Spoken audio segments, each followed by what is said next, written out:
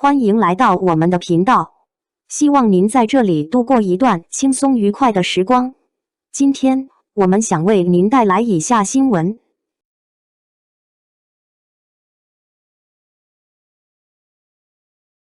白玉兰事后之争，杨幂赵丽颖巅峰对决。2026年的白玉兰奖尚未正式开奖，整个内娱却早已提前进入高温沸点状态。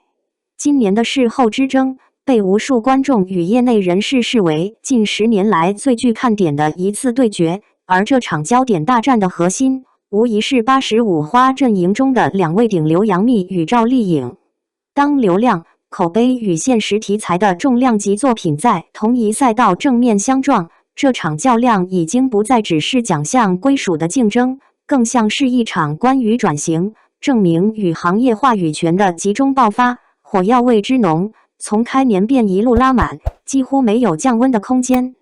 先看杨幂，这位曾长期被贴上古偶女主标签的演员，这一次显然是带着破釜沉舟的决心而来。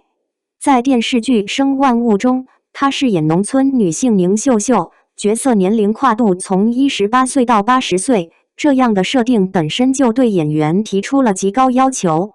而杨幂的选择不是技巧性处理，而是彻底沉下去。她几乎抛弃了过往所有的精致外在，素颜出镜，刻意增重。为了贴近角色气质，她长时间练习方言，甚至直接深入农村生活3个月。这样的体验并非走过场，而是切切实实地融入当地环境，从日常劳作到饮食细节，她都尽量做到真实还原。镜头中指甲缝里的泥，啃着冷馍馍的细节，并不是刻意设计的表演，而更像是生活自然流露的痕迹。这种质感恰恰构成了观众情感共鸣的关键。剧集播出之后，《生万物》的表现堪称现象级，央八收视峰值达到酷云 4.35%， 不仅刷新近3年纪录，更在竞争激烈的档期中实现断层领先。与此同时，剧中取景的山东沂南也意外走红，相关旅游收入飙升300%，形成典型的影视带动文旅效应。从行业角度来看，这种影响力早已超越作品本身，进入社会层面的正向反馈。而当央视公开点赞，将其称为演技标杆，这不仅是对作品的认可，更是对杨幂转型成果的一次权威背书。她用一部现实主义作品，硬生生撕碎了多年贴在身上的固有标签，让观众重新审视她的演员身份。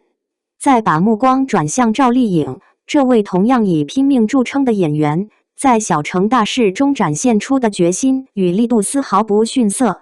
她饰演的是改革先锋李秋萍，一个扎根基层、推动城市变革的女性角色。为了贴近人物，她主动剪短发、晒黑皮肤，控制体重，把曾经精致的古装小仙女形象彻底打碎，转而呈现出一个更接地气、更具现实质感的基层干部形象。她的表演不再依赖外形优势，而是更多依靠细节处理与情绪控制，将角色的坚韧、执着与时代背景下的复杂心理层层展开。小城大事开播仅10分钟，收视便突破2%，迅速占据话题高地。原型城市龙岗的搜索量暴涨345%，成为网络热议焦点。而剧中金缩银缩16步的动作，更是在全网掀起模仿热潮。从传播层面来看，这部剧成功打破了现实题材叫好不叫座的刻板印象，既赢得口碑，也具备极强的传播性。人民日报的点名表扬，则进一步提升了作品的社会价值，将其上升到激发全民创业精气神的高度。赵丽颖通过这部作品，不仅完成了角色塑造，也强化了自身在现实题材领域的竞争力。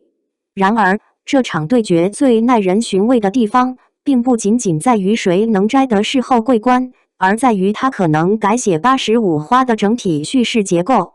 过去很长一段时间里，85花虽然在流量与商业价值上占据高位，但在主流奖项层面却始终存在陪跑困境。白玉兰奖更像是一道难以跨越的门槛，前后7次提名却颗粒无收，这样的记录在业内早已成为一种隐形压力。赵丽颖目前手握金鹰奖与飞天奖，如果此次能够拿下白玉兰，将直接完成3大奖项的大满贯，成为85花中首位实现这一成就的演员。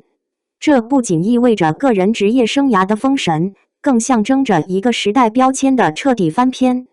而杨幂的路径则有所不同，她此前获得过金鹰人气奖，并曾入围总台视后，如果能够在白玉兰实现突破，将完成主流奖项体系的闭环，彻底摆脱流量演员的刻板印象，稳固其作为实力派演员的地位。这种双线突破的可能性，让这场竞争充满戏剧张力。两人都不是简单的争一个奖，而是在争夺一种话语权，一种被行业重新定义的资格。他们背后承载的是整个85花群体多年积累的焦虑与期待。这种历史语境使得本届白玉兰的结果格外具有象征意义。当然，竞争远不止他们两人。今年的白玉兰堪称神仙打架，强敌数量之多令人啧舌。孙俪凭借《蛮好的人生》横扫各大前哨奖，如果再次获奖，将成为白玉兰历史上首位3次封后的演员。这种纪录级别的诱惑无疑极具吸引力。杨紫在生命树中进行188天素颜实拍，豆瓣评分高达 8.9， 被总局公开表扬，成为90后演员中的重要冲奖种子。除此之外，任素汐与吴越等实力派演员同样虎视眈眈，他们的稳定发挥与深厚演技，使得奖项归属更加难以预测。从评审偏好来看，白玉兰一向倾向于现实题材与表演厚度兼具的作品，古装剧想要突围几乎难如登天。而今年的特殊之处在于，杨幂与赵丽颖都精准踩中了这一标准现实题材，人物复杂，表演突破，这使得他们的竞争具备了正面硬刚的基础。换句话说，这一次不再是类型限制，而是真正意义上的实力比拼。围绕演技、实际、流量与口碑的争论，也在舆论场持续发酵。有人从角色塑造细节出发，对比两人的情绪表达与人物层次；有人则从收视与社会影响力角度切入，分析作品的传播效果；还有人关注奖项路径与行业认可度，试图预测最终结果。然而，无论讨论如何分裂，有一个共识却逐渐清晰：无论最终谁获奖，杨幂与赵丽颖都已经在这场竞争中完成了自我证明。他们的作品不仅实现了热度与口碑的双重成功，还在更广泛的层面上产生了积极影响，带动地方文旅，引发社会讨论，传递现实价值。这些都是顶流演员应当承担的责任与能力。某种程度上，这种超越奖项的表现，才是他们真正的胜利。随着5月提名名单的临近与6月开奖时间的逼近，这场85花事后之争只会愈发激烈。